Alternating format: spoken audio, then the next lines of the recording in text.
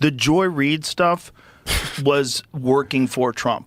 It was working for Trump. When she's calling him a right-wing dictator, comparing him to Mussolini and Stalin.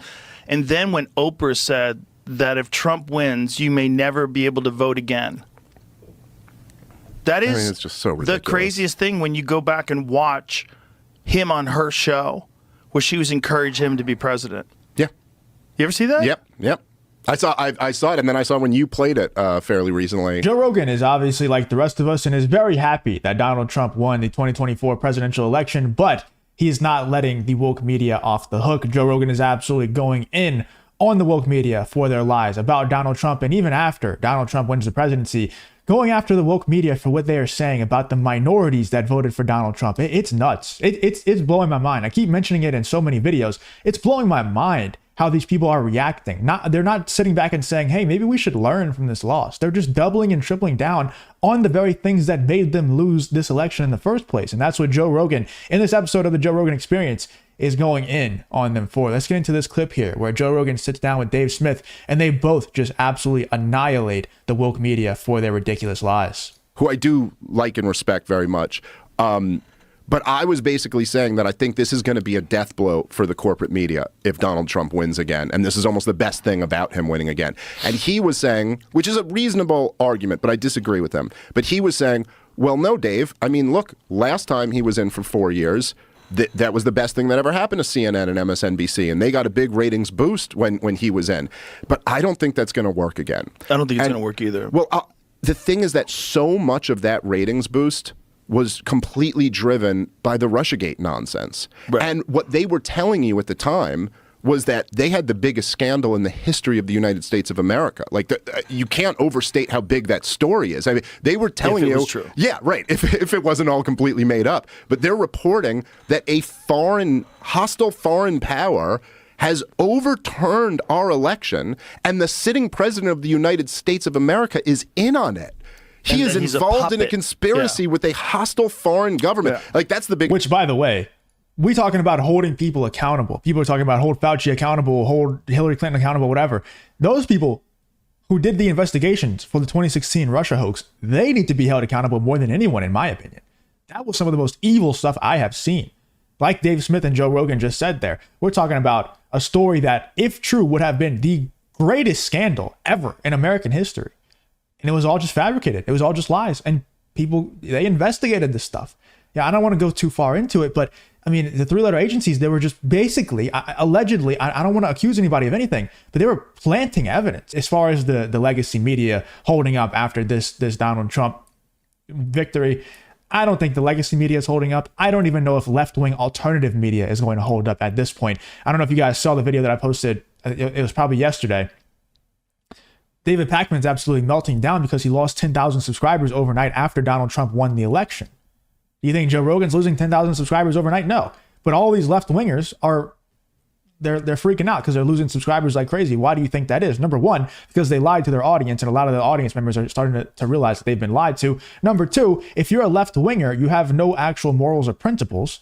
You just want to be on the right side of history. You just want to be on the winning team, and that's all that matters to you. Whereas right-wingers, if they lose an election, they rally around Turning Point USA. They rally around organizations like the Daily Wire. They donate to the candidates that they believe in the most. The left-wingers are like, I just need to go hop bandwagons. Go join the winning team. Because the right-wingers, if they lose, there's nowhere else to go that actually holds their morals and values and beliefs. Left-wingers don't have those things. Their only morals and values and beliefs are being on the right side of history, winning. That's it. So not only legacy media is going away, but I think alternative left-wing media is going to disappear too, because all the left-wingers are just going to leave. They're just going to stop supporting it because they want to be on the winning team.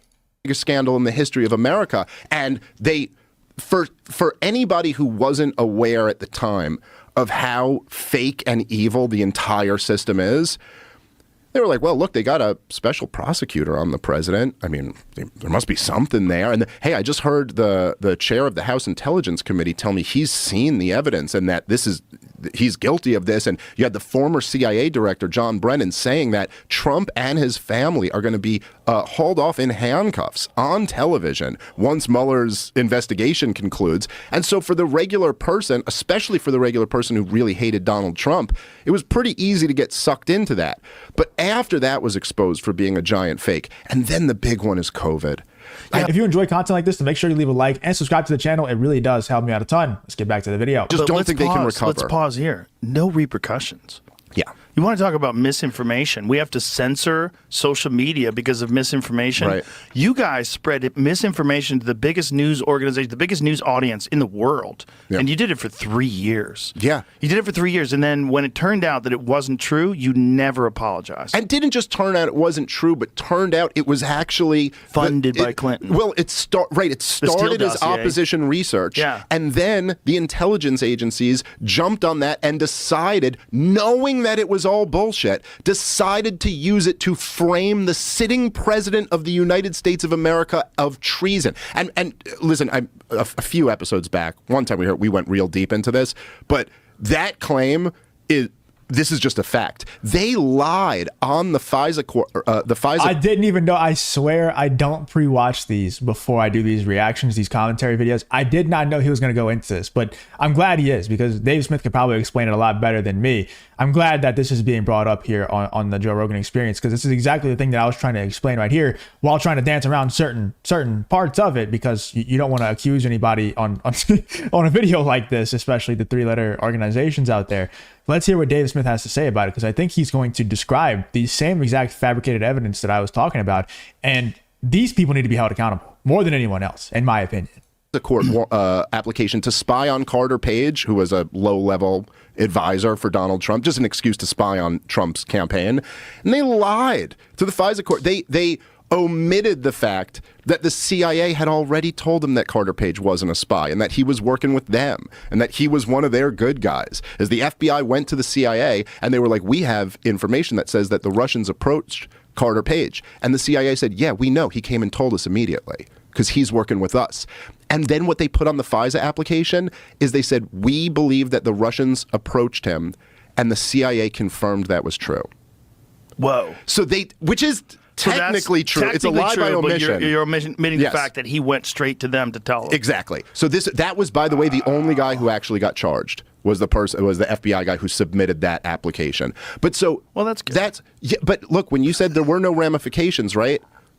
You're right in the sense of like legally, or people getting fired, the news media. Yes, but I'm saying this is the ramification. The ramification is that they're not going to be able to pull it off again, and the ramification is that, look, they did everything they could to tell you this was a Nazi. This was the end of democracy.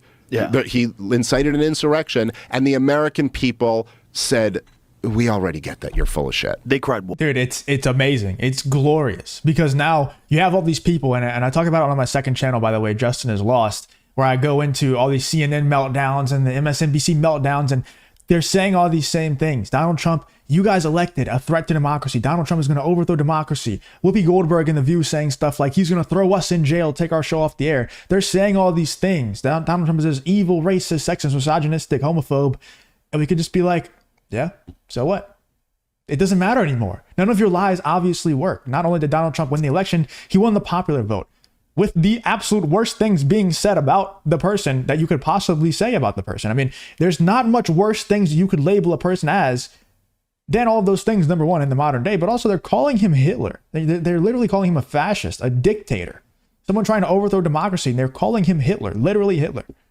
I mean, if you can say all of those things about someone and it still doesn't matter, I don't know what else is evidence, what else is proof that what they say, what the legacy media, what woke media says anymore, does not matter at all. And it's such a great feeling. I hope it never comes back. I hope people don't forget about this and the lies that were told about Donald Trump and just about so many things, not just Donald Trump, because it's going to happen again in the future. They're going to try it again with whoever runs in 2028, whether it's J.D. Vance, Vivek Ramaswamy, whoever is the Republican candidate. They're going to try it again. They're going to fabricate evidence. They're going to make up lies. They're going to try to throw him in jail. They're probably going to try to take him out as well. You know what I'm saying? With assassination attempts. They're going to do everything. I hope it doesn't work in the future. I hope people don't forget, because people have such short-term memories. You can't forget about all the lies that they spread. And I just, it feels so good to just be able to look at them, look at those clips and just be like, yep, so what? Donald Trump's racist, evil Project 2025. It's coming. Better watch out. Better tuck your kids in. It's coming. Project 2025 is coming for you. It's amazing. Wolf. Yeah. Too many times. Way too many times. Way too many times. The Joy Reid stuff was working for Trump. It was working for Trump. when she's calling him a right-wing dictator, comparing him to Mussolini and Stalin. And then when Oprah said that if Trump wins, you may never be able to vote again. That is it's just so ridiculous. The craziest thing when you go back and watch him on her show where she was encouraging him to be president. Yeah. You ever see that? Yep. I saw it, and then I saw when you played it fairly recently. Hey, Oprah. You know, the extremely ironic part about that, what Joe Rogan is saying, it's all projection, by the way. You know, saying that this person, like, there's so many things that the left projects on. And I hate using that word. I find it so cringe. That's what, like, horoscope crystal girls used to always say now, that they're always using that projection word as a way to just not have an argument. They say, oh, you're projecting, you're problematic, you know, all that stuff. But it's true, man. The left projects so much. Calling Donald Trump a threat to democracy, when you're the one that tried to throw Donald Trump in jail for simply opposing you politically. They're saying that this might be the last election ever if Donald Trump is elected. When actually, if you think about it, what Elon Musk and Joe Rogan talked about on Elon Musk's Joe Rogan interview, it might be the last election if Donald Trump lost, because of the way that they're flying in immigrants who were here illegally, by the way, undocumented immigrants into these swing states on purpose. And then also in those swing states, they don't have to show their ID to vote. So if they have another 4 years of just mass, relocating these undocumented immigrants into these swing states and still upholding the no voter ID laws, what do you think is going to happen? Republicans are never going to win another election. So it's ironic how they just project like that, that Donald Trump's a threat to democracy. In fact, you are the threat to democracy, and you know that. It's wild.